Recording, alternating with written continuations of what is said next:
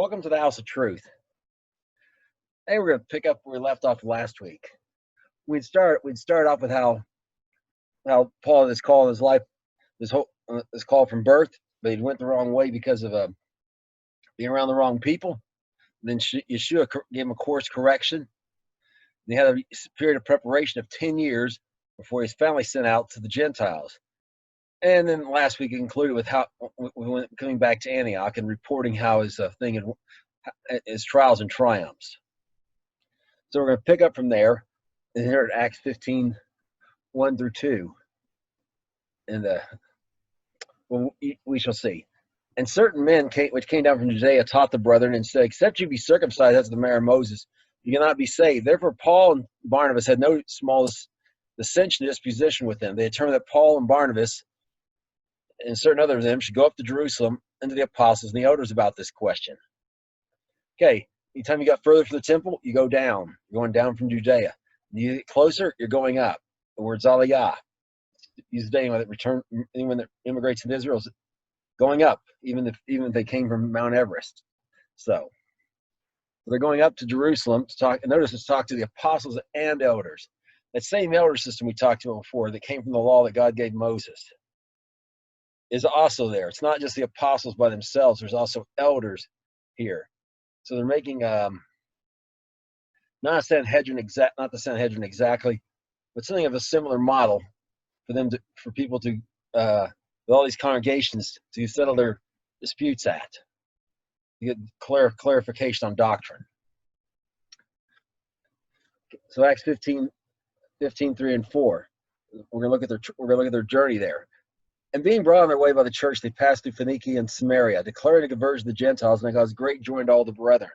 They were come to Jerusalem, they were received of the church and the apostles and elders. They declared all things that God had done with them. So they kind of took a little bit of a long route. They went to Phoenicia, which is on the coast, in what's today modern-day Lebanon. And this is where the famous Phoenician alphabet was made by immigrants from the same city, the same name on the western end of Crete that sailed there and created a city of the same name. And this is the same Paleo alphabet that the Ten Commandments was written in. And really much of the early part, it wasn't written in block Hebrew like we're today. And Samaria, of course, is where the Assyrians had brought in people from other countries, and after they pulled the Jews out of the northern kingdom of Israel, then brought in some of the corrupt priests to teach people. So the Samaritans, as we discussed before, were worshipers of God, but they worshiped the right God. They're doing it all wrong. They know salvation was of the Jews. They didn't know what they were doing.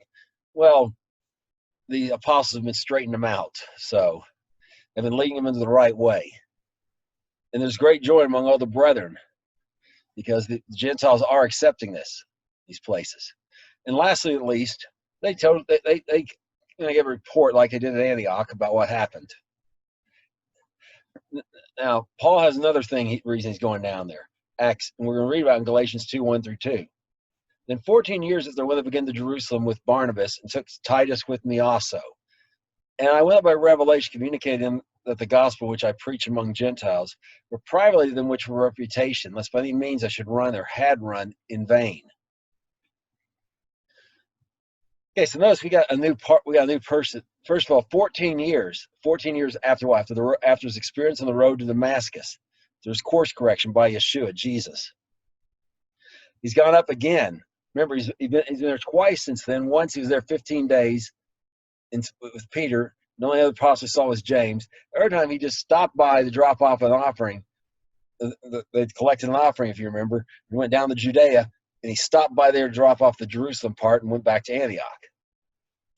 So now he's going again. And notice why he's there. He's comparing what he's been preaching to what they've been preaching and teaching to see if it's the same thing.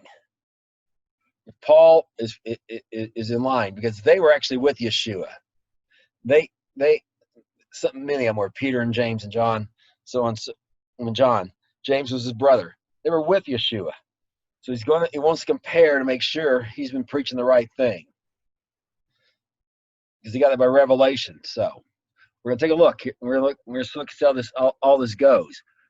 Acts 15:5-6. And there was a certain sect of the Pharisees which believed, saying, it was needful to circumcise them and to command them to keep the law of Moses.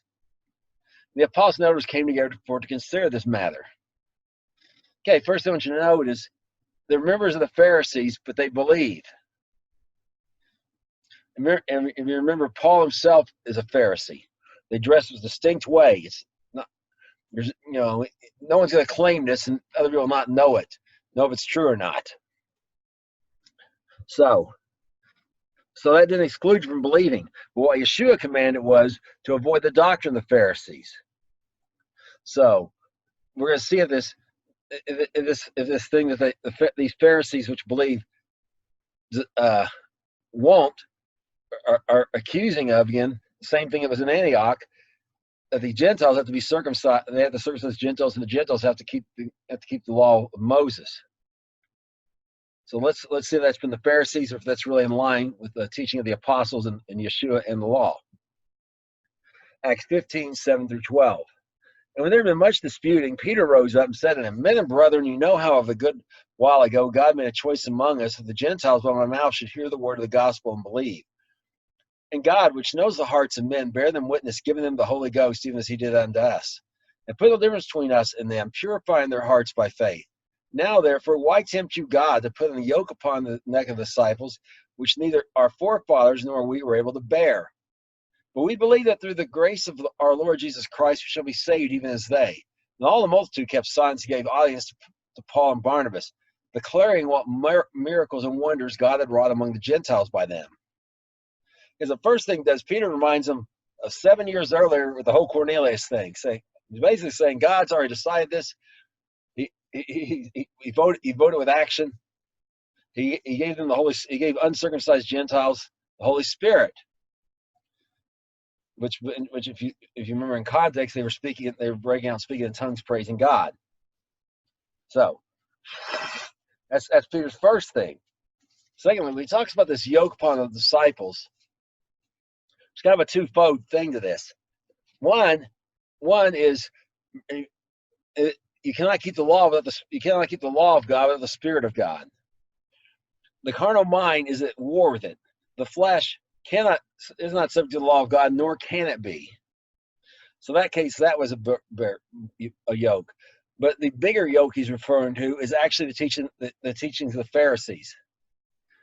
These laws about how to keep the law. This doctrine of the Pharisees, Yah'shua told him to avoid.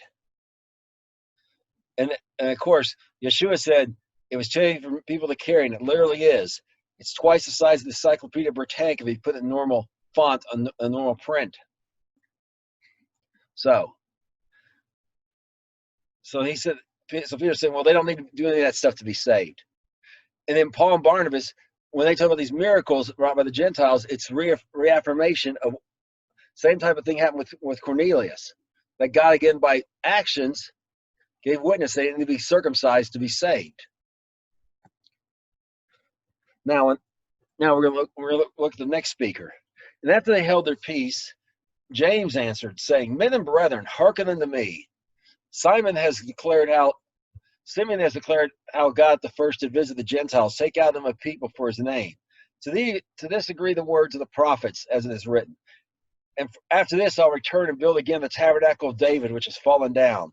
And I'll build again the ruins thereof, and I'll set it up, that the residue of men might seek after the Lord, and all the Gentiles upon whom my name is called, says the Lord, who does these things.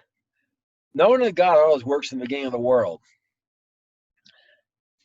All right, so James starts off by again reminding what Simeon, which is also Peter, just said. And he's reminding him this is not contrary to the words of the prophets.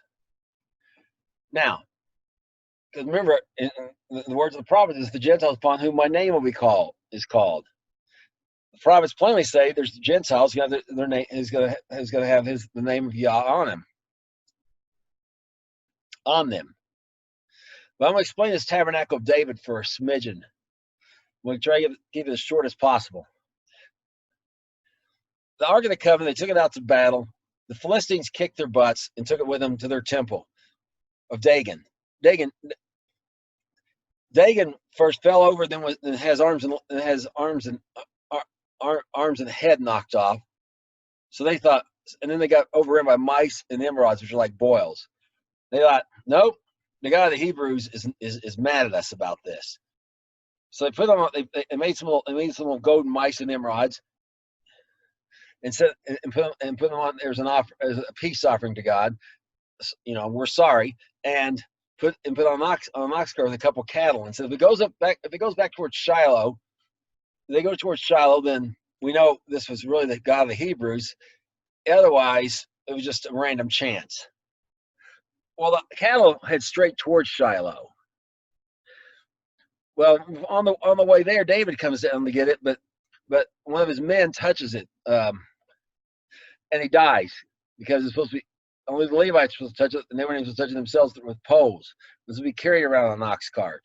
Well, they put this in the barn of this guy Obed-Edom, where it sits for 20 years. Then David builds a tabernacle, a tent in Jerusalem, not over in Shiloh where the tabernacle of Moses is, and puts the ark in it. Now, remember the ark is the presence of God. And in this tent, there's both Jews and Gentiles in the presence of God. People like Uriah the Hittite, many of David's mighty men were Gentiles, but they worshipped God. And if you ever say Uriah, it's obvious he was he was a worshiper of God. They're just not circumcised. So it's Jew and Gentile, circumcised and uncircumcised, together in his tabernacle, worshiping the Father. And the other thing is, for 70 years, it was 70 years between whenever they took it out to battle from Shiloh until Solomon built the temple and put it in there. For 70 years, they kept doing all the rituals in the temple without the presence of God. And so many churches are going through all the rituals without the presence of God. So that's what James here is referring to. And notice it's God, known that God always works in the beginning. The Gentiles were not a side thought, not a whoops, I screwed up with the Jews, I better use them. It's always been about the Gentiles. That was always plan A. It was never plan B from Abraham on. So now we're going to look at what else James, what their conclusion of this is. This is James still speaking. Acts 15, 19 through 22. Therefore my sentence is that we trouble them not, from which among the Gentiles are turned to God. That we write unto them that they abstain from pollutions of idols, and from fornication, from things strangled, from things, and from blood. For Moses of old time has in every city them that preach him, being read in the synagogues every Sabbath. Did it please the apostles and the elders of the whole church to send chosen men of their own company to Antioch with Paul and Barnabas, namely Judas surnamed Barsabbas, and Silas, chief men among the brethren. Okay, so Paul, we're not going to trouble him with this circumcision or this keeping the law business. He's got to do these 4 necessary things. Stay from pollutions of idols. And you shall see that means particularly not eating food offered to idols. No, fornication. Don't be having sex outside of marriage. One man, one woman, married for life. That's it. From things strangled. The Romans like to strangle their animals and cook them whole.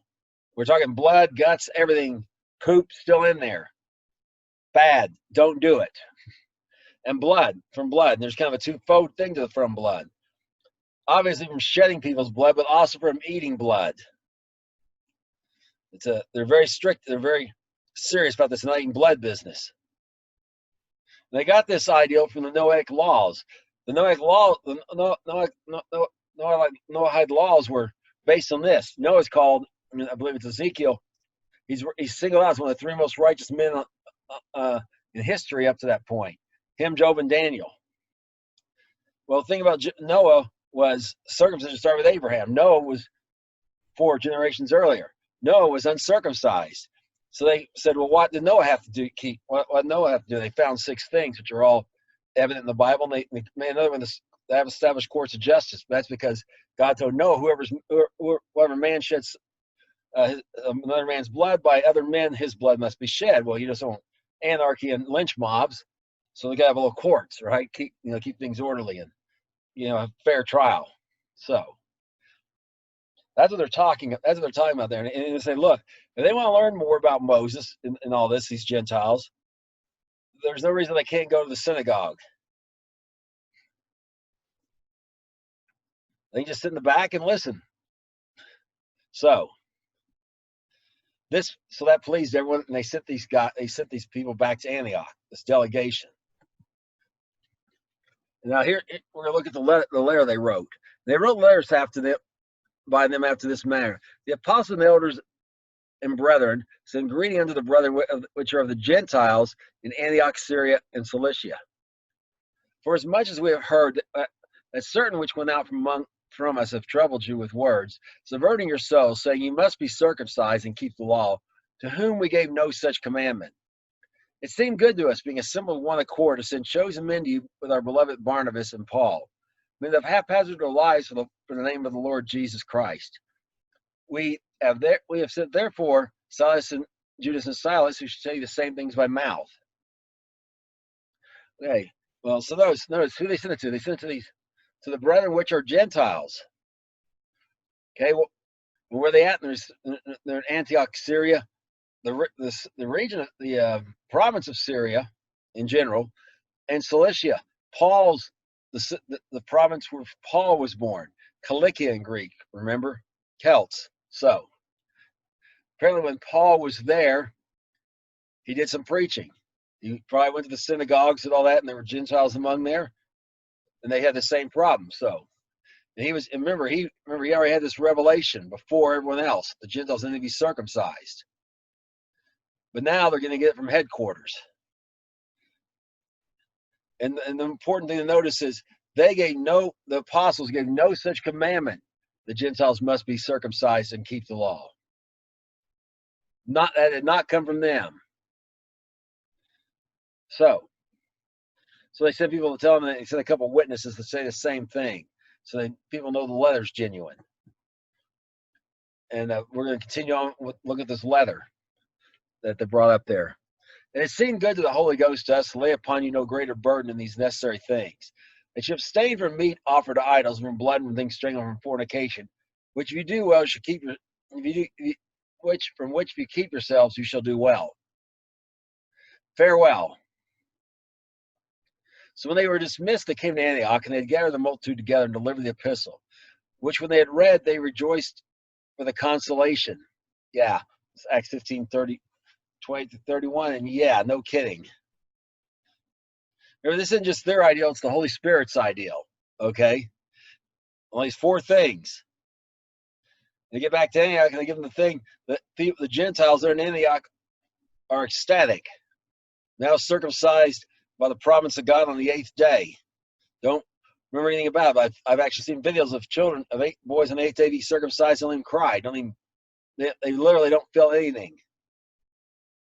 Different story if someone's 20, 30, 40 years old.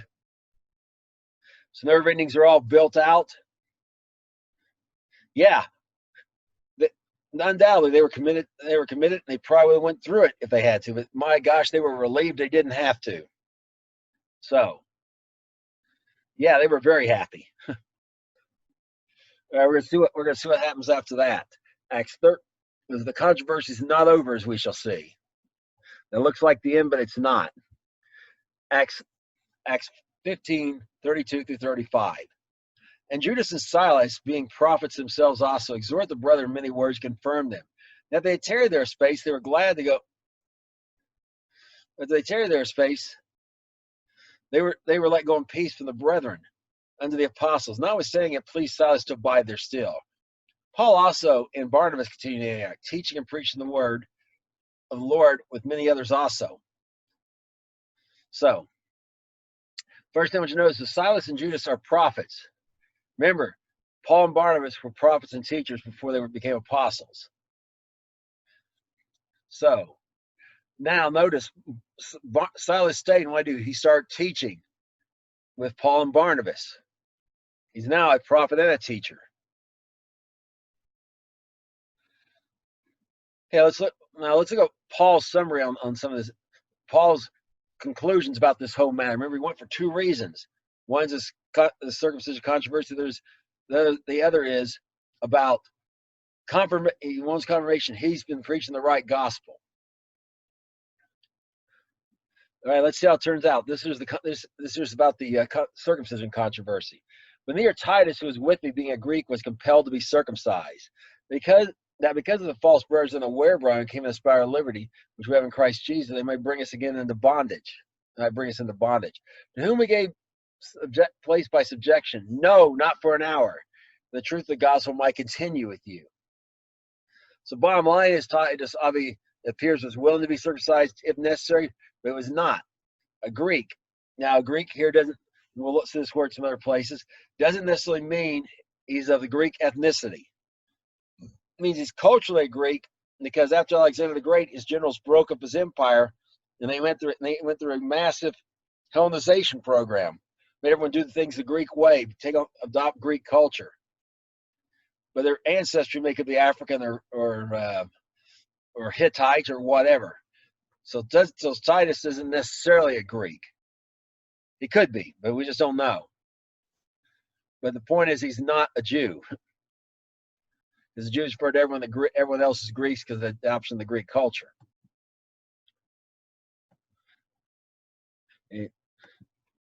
Okay, now we're gonna look at this other thing that Paul went down there for. For those who seem somewhat, Galatians 6:10, we're going to see what they said about his gospel versus theirs. But those who seem somewhat, whoever so they were, makes them matter to me. God accepts no man's person, for they who seem somewhat in conference added nothing to me. But contrary-wise, and they saw the gospel of circumcision was committed unto me, as the gospel of circumcision was unto Peter, of uncircumcision. For he that wrought effectively in Peter, the apostleship of the circumcision, the same was mighty in me towards the Gentiles.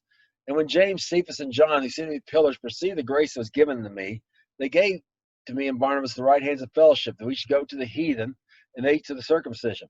Only they would that we remember the poor, the same for which I was also forward to do. So Paul sums this up by saying, hey, no difference between what I preached and what they preached. And because there's no difference, they're sending him to the uncircumcised, Peter's going to the circumcised. Now, this doesn't mean Paul only went to Gentiles and Peter only went to Jews. We've already seen Paul. In fact, we'll see this pattern continue. He starts the Jews. He starts there first, everywhere he goes. Then he goes to the God-fearers. Then he goes to the total heathen, if you will, the idol worshippers.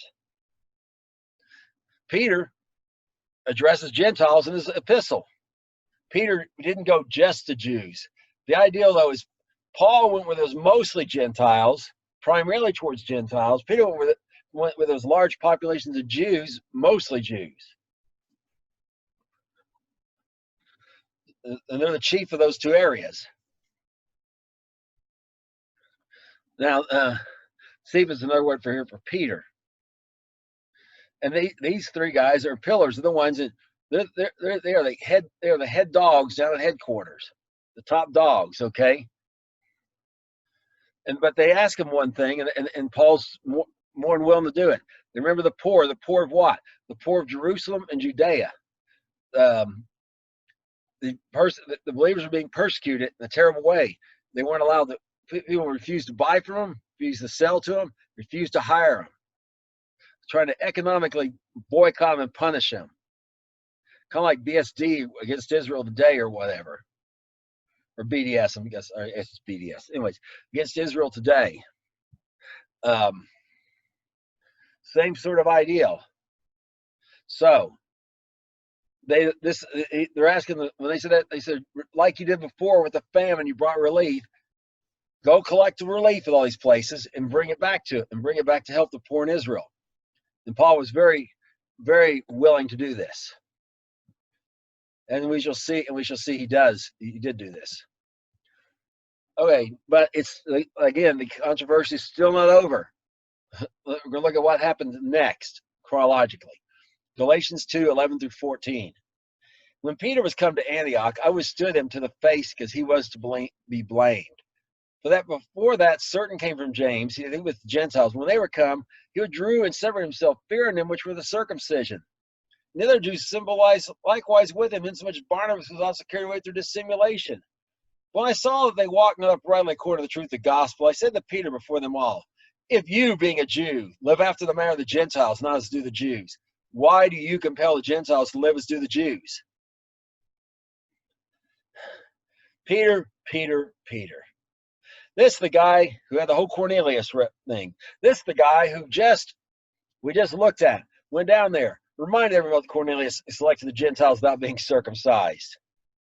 And remember, Cornelius' whole thing was, no, the whole accusation was, you went and ate with Gentiles. We have people who are uncircumcised. And yet here he is, when some Jews come, some believers, mind you, they got that Pharisee doctrine still in them. Come up, he starts doing this again. Even Barnabas does it. Now, when he says, you being a Jew live in the manner of the Gentiles, he doesn't mean you went into idol worship and all this stuff like the Gentiles and you quit wearing tzitzits and blah, blah, blah. He meant he was no longer living under the rabbinic traditions and the authority of the rabbis. And when he says compel the Gentiles, because he's basically telling the Gentiles, hey, you want to come eat with us? You got to get circumcised. Rabbinic teaching, Pharisaical teaching, the very doctrine Yah'shua told us to avoid. Peter's putting in action here, so Paul rebuked him. You would think it's over, but we're going to see it's still not over. Acts 15, 36 through 41. And after some days, Paul said to Barnabas, let us go again and visit our brethren in every city where we have preached the word of God, word of the Lord. And so they do. And Barnabas determined to take with him John, whose name was Mark. But Paul thought not good to take him with him, who departed from them in Pamphylia and went not with him to the work. And the contention was so sharp between them that they departed asunder one from another. And Barnabas took Mark and sailed to Cyprus. And Paul chose Silas and departed, being recommended by the brethren under the grace of God. He went through Syria, Cilicia, confirming the churches. Okay, so there's more a little bit going on here. All right, maybe they didn't leave those people they brought in the faith high and dry. Go back and check on them. Remember, they left elders. Well, why don't the elders get astray, or the elders have questions they don't even know the answers to? You're gonna go back there. You're gonna go back there and make sure all is good. Make sure all is well. But Mark left him. Paul's like, he's unreliable. Barnabas, if I remember correctly, is Mark's nephew. Is Marcus's nephew. Barnabas wants to give them their chance. But what they have a disagreement here, and it's sharp. But what they don't do, they did go separate ways, so to speak. What they did was they split the work. Because you remember, on the first mission trip, they went to Cyprus first, then they went up in these other places. All right, Barnabas goes to Cyprus. Barnabas and Mark go to Cyprus. Now Mark is now being a sent one. He's now become an apostle. Silas is now, remember, he was a prophet, and he was a prophet and teacher. Now he's being sent, being commended by the brethren under the grace of God, and he's also becoming an apostle at this point. So the area got split in two, and the workers was twice as many. So what perhaps Satan had meant for evil, God had turned to good. So, and lastly, I want you to know Paul went through Syria and Cilicia, again, where he's from. He confirming the churches. He set up congregations there. So now we're gonna look at one more thing, and we're gonna see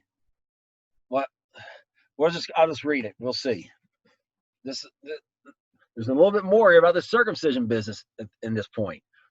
And then he came to Derbe and Lystra, and behold, a certain disciple was there named Timotheus, son of a certain woman, which was a Jewish and believed, but his father was a Greek, which was well reported by the brethren who were in Lystra and Iconium. And him, Paul, we have go forth them and took and circumcised him because of the Jews which were in the quarters. For they knew that his father was a Greek. Okay, so he's down here in Derby. And this Timothy, guys, first of all, are you a believer? He's a disciple. When did he become a disciple? When Paul came the first time. But he's been busy.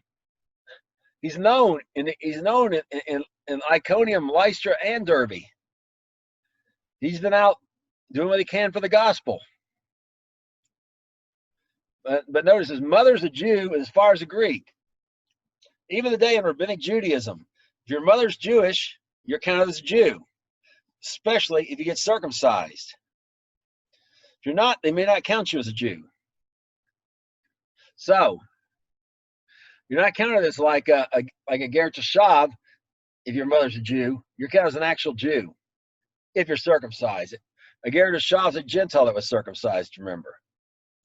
So Paul circumcised him. What? Titus just was not compelled to be circumcised. Paul did all this thing about the Gentiles ought to be circumcised. Well, he's not inconsistent here. Timothy has a Jewish mother. Timothy has a choice. Timothy can become a Jew, a full-fledged Jew, by being circumcised. And for these other Jews in that quarter to listen to him, he has to. So Timothy submits himself to this.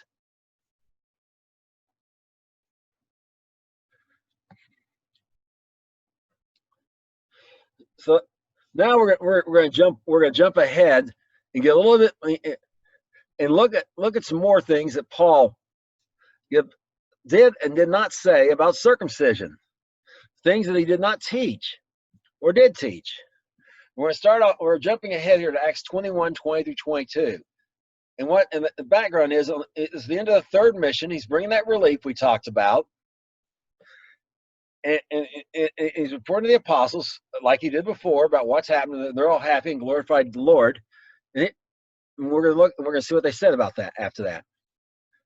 And when they heard it, they glorified the Lord and said to them, "See, brother, brother, how many thousands of Jews there are which believe, and they are all zealous of the law? They are informed of you that you teach all the Jews which among the Gentiles forsake Moses, saying they ought not to circumcise their children, nor near to walk after the customs. What is it therefore? The multitude must needs come together, for they will hear that you are come." Okay, I'm jumping ahead, but he's here for Pentecost. The place is packed. The Temple Mount will hold 300,000 people, or 330,000 perhaps even, and it's full. And they're going to hear about this. So it's time to take some action about this accusation. What is the accusation? First of all, two things. There's no conflict between being a Jew and a believer. And there's no conflict about being zealous for the law and being a believer, being a follower of Yah'shua. But these followers of Yah'shua that are zealous for the law have been told about Paul. He's telling the Jews which are among the Gentiles outside of Israel that they are to forsake Moses, that they should not circumcise their children, nor walk after the customs. What customs? Not the customs of the rabbis, the customs of the law. Things like wearing tzitzis and not eating unclean food and things like that. That's the accusation. Now let's see the response to that accusation. "Do therefore this that we say to you. We have 4 men which have a vow on them. Take them and purify yourself in them and be at charge of them, that they may shave their heads and may all know those things where they inform concerning you are nothing, but that you yourself walkest orderly and keeps the law. As such in the Gentiles which believe, we have written clearly they observe no such thing, save only they keep themselves from things offered to idols, and from blood, and from strangled, and from fornication." Then Paul took the men the next day, purified himself, and then entered into the temple to signify the accomplishment of the days of purification. Until that, an offering should be offered for every one of them. Okay. First, here's what they say. This whole business they're talking about is a Nazirite vow. Paul had shaved his head in Kensher before he left the port of Corinth, before he left to come back to Jerusalem to bring this offering. You start with Nazareth vow by shaving your head. When we say your head, we're talking about not just your hair on the top, your beard, everything but your eyebrows goes. When you fulfill your vow, and then you don't cut your hair. You can't cut your hair, can't cut your beard, nothing. When you fulfill your vow, you have to have all that cut off, and you make a sacrifice. If I remember correctly, it's an ox, and you take all that hair that you had, and you offer it to God by throwing it in the fire that's cooking the sacrifice. And then you eat some of the sacrifice. Well, oxes are expensive, so it wasn't uncommon for people to go in on one. So we got 4, instead of paying quarters, pay a fifth. Be charging them. So now you're gonna have to buy a fifth of an ox, which is today's money would probably, we're probably talking $400 or $500. We're probably talking $400 or $500 here, okay? Not an insignificant amount of money. And what's the purpose of all this? To show that he walks orderly and keeps the law. But notice this contrast. Why? Because Paul's a Jew. He's a Jew's Jew, as we've talked about before. But the Gentiles, no such thing. They're sticking with their 4 necessary things. And Paul responded by how he did it. He made the offering. He did the whole thing because he was showing that he walked orderly and kept the law and did not teach Jews scattered among the Gentiles to abandon their Jewishness, to abandon the law that God gave Moses, abandon those customs in that law that pertained only to the Jews, and not to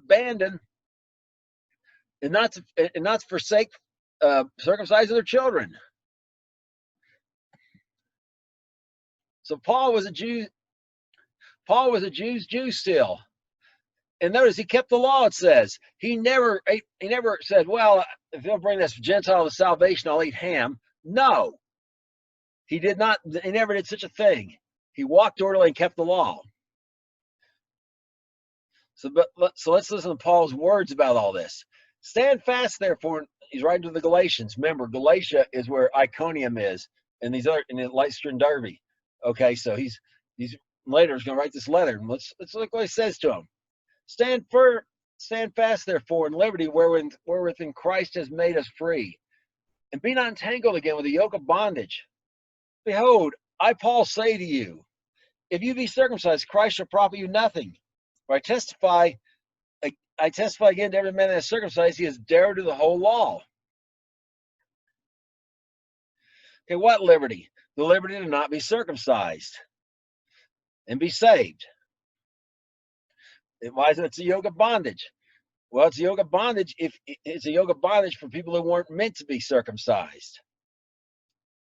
You have to keep all. Why? Because you're going to keep all. You're going to be a dare to the whole law. You have to keep all those rules. Now remember, when Paul circumcised Timothy, Timothy was becoming a dare to the whole law. He's agreeing to all that cultural stuff as well. What does Paul say?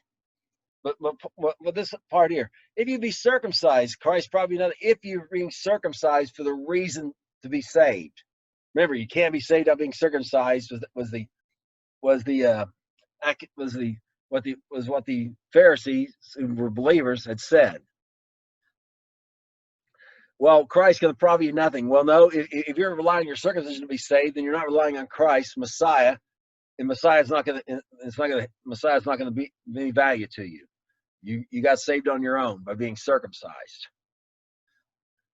So that's Paul's thing about circumcision, about circumcision versus faith in Christ, Messiah. But he's not done there. We're going to look at some more things Paul says. Romans 2:25 through 29. For circumcision verily profits if you keep the law. If you be a breaker of the law, your circumcision is made uncircumcision. Therefore, as uncircumcision keeps the rights of the law, shall not uncircumcision be counted for circumcision? And shall not uncircumcision which by nature, if it not fulfill the law, judge you, who by letter and circumcision does transgress the law? For he is not a Jew, which is one outwardly, neither is that circumcision which is outward in the flesh. But he is a Jew, which is one inwardly, in the circumcision that is the heart, in the spirit, and not in the letter, whose praise is not of men, but of God. Well, Paul says the true Jew is the one whose heart's been circumcised. And notice this, circumcision profits you verily if you keep the law. He's not preaching against circumcision. But remember, you're dared to keep the whole thing. But if you go around breaking it, and in particular, some of the, well, as we see, of the righteousness of the law, those weightier matters Yah'shua talked about, justice, faith, and mercy. If you're breaking those things, like stealing, like you're stealing, or you're committing adultery against your neighbor by sleeping with having sex with his wife, or anything like that, it doesn't matter. Your circumcision is not going to help you. Okay. On the other hand, if someone's not circumcised, but they're keeping those things, their uncircumcision is not going to exclude them. So, but what matters? It's all about the heart. Circumcision, if it reflects a circumcised heart, is profitable. Circumcision, if without a circumcised heart, is useless. All right, let's look at the next thing he says. Christ 5:4-9. Christ become no effect to you, so whoever you are justified by the law, you are fallen from grace. For though we through the Spirit wait for the hope of righteousness by faith, for in Jesus Christ neither circumcision avails anything nor uncircumcision, but faith which works by love. You did run well. Who did hinder you should not obey the truth? This persuasion comes not of him that calls you. A little leaven leavens the whole lump. So, if you're going to remember, no one can actually be justified by the law, because to be justified by it, what's it say? If you live in these, if you keep all these, you'll live. You'd have to keep every law, every day of your life forever. All have sinned and came short of the glory of God, which you looked at before. Sin is transgression of the law.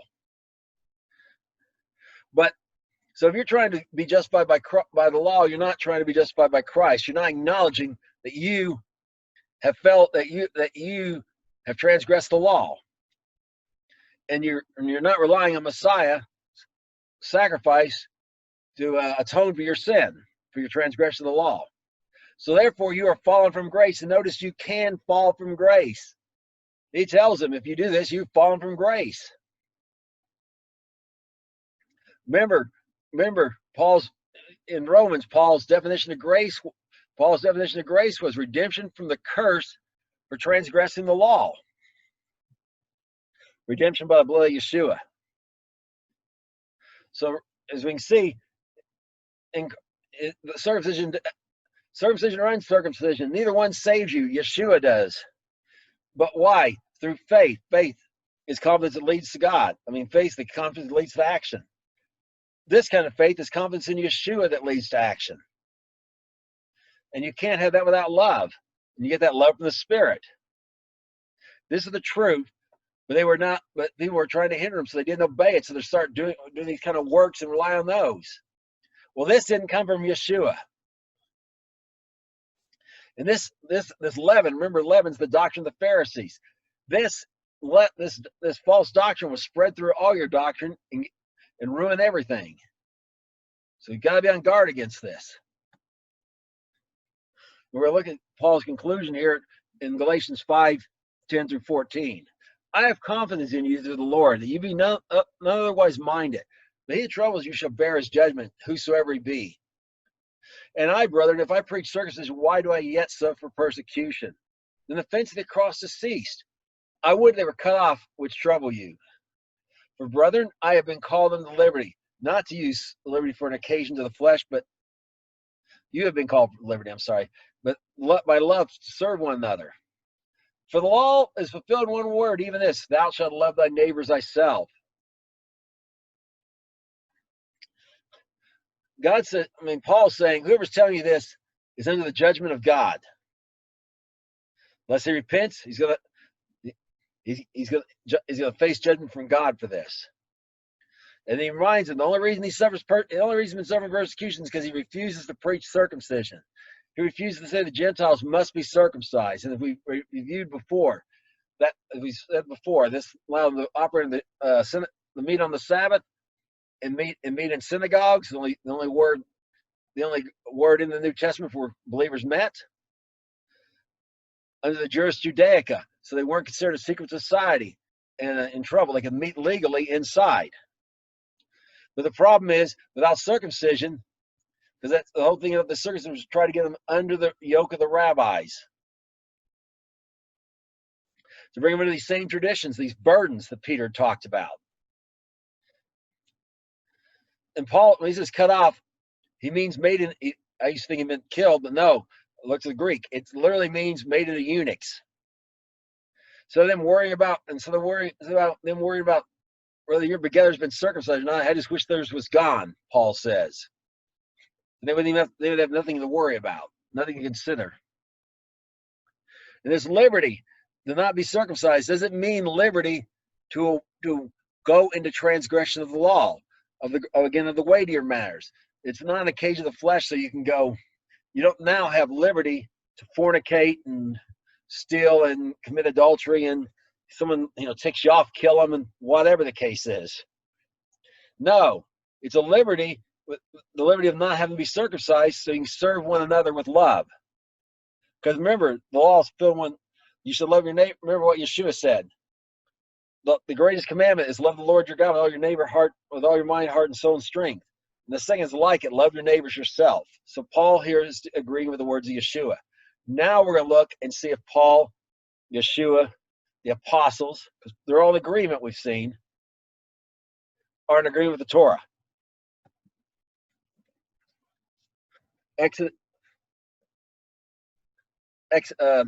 Truth is, the Torah doesn't actually say a lot about circumcision. It only appears a few times, but here's the main one right here, Exodus 12:43 through 47. And the Lord said unto Moses and Aaron, this is the ordinance of the Passover. There shall no stranger eat thereof, but every man's servant is brought for money. When you have circumcised him, then he shall eat thereof. A foreigner and a hired servant shall not eat thereof. In one house it shall be eaten. If you shall not carry forth aught of the flesh abroad out of the house, neither shall you break a bone thereof. All the congregation of Israel shall keep it. This is the whole thing here. I mean, notice. It's all about Passover. No stranger. What's a stranger?